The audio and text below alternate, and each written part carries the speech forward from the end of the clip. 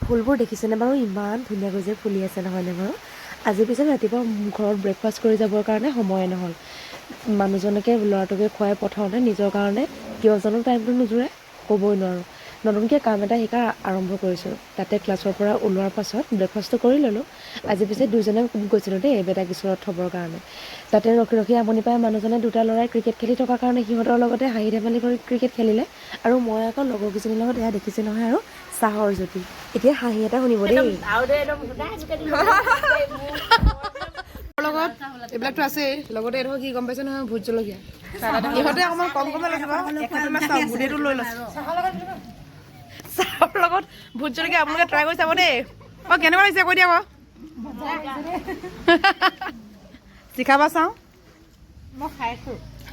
চাহৰ লগত ভোট জলকীয়াৰ জুতি ফাৰ্ষ্ট টাইম ট্ৰাই কৰিলোঁ মোৰ কিন্তু ভাল লাগিল আপোনালোকে ট্ৰাই কৰি চাব পাৰে যিসকলে জ্বলা খাই ভাল পায় আৰু বেটাক এয়া স্কুলৰ পৰা আনি আছোঁ তাৰ উৎপাতখিনি দেখিছে নহয় আৰু স্কুলৰ পৰা আহি পোৱাৰ পাছত ভাত চাত খাই মেলি আমি গোটেইকেইটাই নিজৰ নিজৰ কামত লাগি গ'লোঁ মোৰ অলপ ট্ৰেইলাৰিঙৰ কাম আছিল সেয়া কৰিলোঁ আৰু মই নতুনকৈ ডিজাইন এটাৰ কাম কৰি আছোঁ আপোনালোকক পাছত দেখাম বাৰু কি কৰি আছোঁ এতিয়া আমি মাক পুতেকে ৰাতি শোৱাৰ আগত তাৰে কিছুমান প্ৰস্তুতি চলাই আছোঁ দেই ঘপককৈ মনত আইডিয়া এটা আহিলে ভাবিলোঁ কৰিয়ে পেলাওঁ আমি দুয়োটাই জমনি কৰি কৰি এনেকৈয়ে কৰি আছোঁ আৰু এইকেইদিন যে আমাৰ ইয়াত বতৰটো ইমান বেয়া আপোনালোকৰ সেইফালে কেনেকুৱা জনাব এতিয়া চৰচৰণি এটাতো শুনি আছেই চাগে এয়া বৰষুণৰ চৰচৰণি দেই